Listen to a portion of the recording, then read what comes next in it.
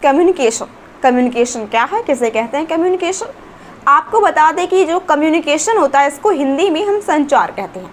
किसी जानकारी या सूचनाओं का जो आदान प्रदान होता है, जो हम एक दूसरे से कोई बात कहते हैं या उनकी बातों को सुनते हैं, यह संचार होता है।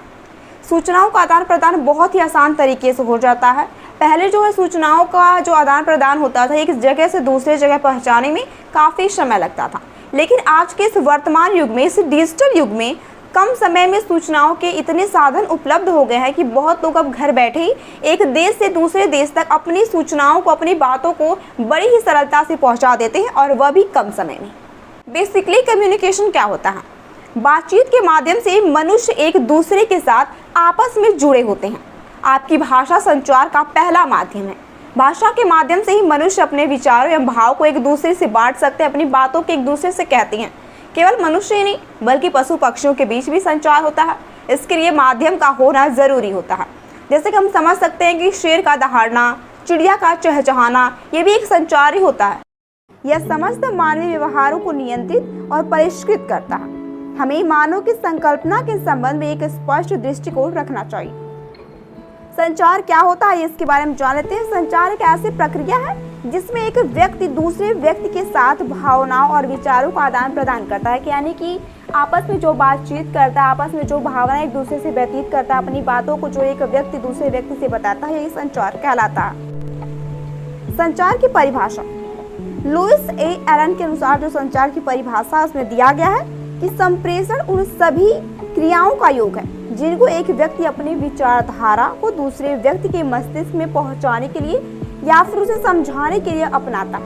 इसके अंतर्गत कहने, सुनने तथा समझने की व्यवस्थित एवं निरंतर क्रियाओं का समावेश होता है। वहीं हमारा दूसरा परिभाषा है वॉरेन वीवर के अनुसार संप्रेषण वह सभी प्रविधियां हैं जिसके द्वारा एक व्यक्ति के विचार दूसरे व्यक्ति के विचारों को प्रभावित करते हैं।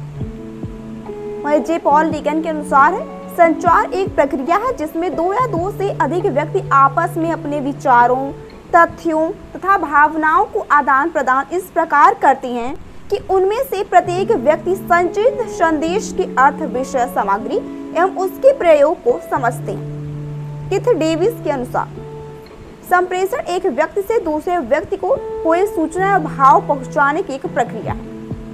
अब इसमें जो तीसरा हमारा टॉपिक है वो जान लेते हैं कि संचार के कार्य यानी कि फंक्शन ऑफ कम्युनिकेशन।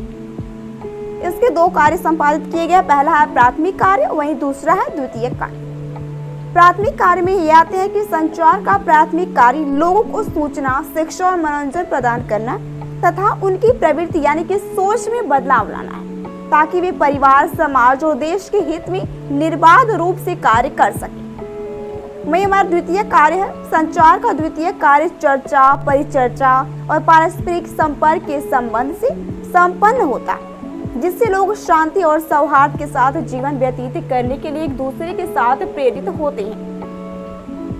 वही हमारे द्वितीय कार्य में आते हैं सूचना प्रदान करना। जैसे कि सूचना प्रदान करना भी ये आते हैं कि सूचना व्यक्ति को सजग एवं सशक्त बनाती है। कोई समाज नवीनतम सूचनाओं से जितना अधिक सुसज्जित होता है वह उतना ही अधिक सचेत एवं शक्तिशाली होगा।